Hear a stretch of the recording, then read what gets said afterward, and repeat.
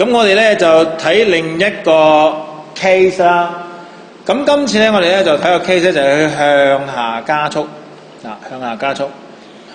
咁咧就正常嚟講咧，佢如果唔喐嘅話咧，佢呢個磅嘅顯示咧就應該咧嗰個就係個 W 嚟㗎啦，係咪先？咁個 W 咧我都解釋過咧，就應該就係個 mg。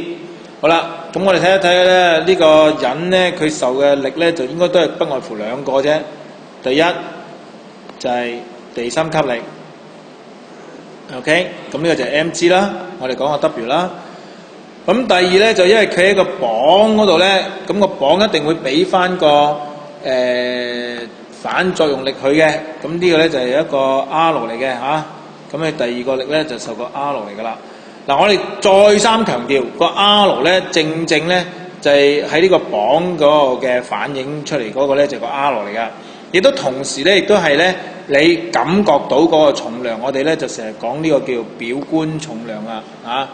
好啦，嗱咁因為咧，佢而家就唔係一個勻速，亦都唔係靜止嘅，佢向下加速。所以咧，我哋咧都係用翻即係牛頓第二定律啦 ，F 等於 ma。咁我哋寫一寫先啦 ，F 等於 ma。嗱 ，F 咧永遠記住都係一個靜力，而且咧係同加速嘅方向相同。嗱，我哋今次咧就要 mg 減 r 啦。今次 mg 減 r 咯喎，就唔係 r 減 mg， 上次係 r 減 mg， 因為上次係向上噶嘛。咁啊等於 ma。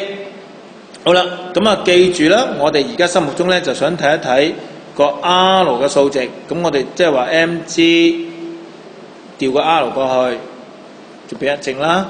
將呢個 ma 調過嚟變咗減啦。咁啊寫翻左右手寫翻正佢咧，即係習慣都係左手係個變量啦。就 R 咧就等於咧係ma， mg 減 ma。嗱 mg 就係個 W 嚟嘅。咁即係話咧，而家你感覺到嘅重量 R 就同你靜止狀態嘅 W 嘅比較咧，就係減 ma， 你會覺得輕咗。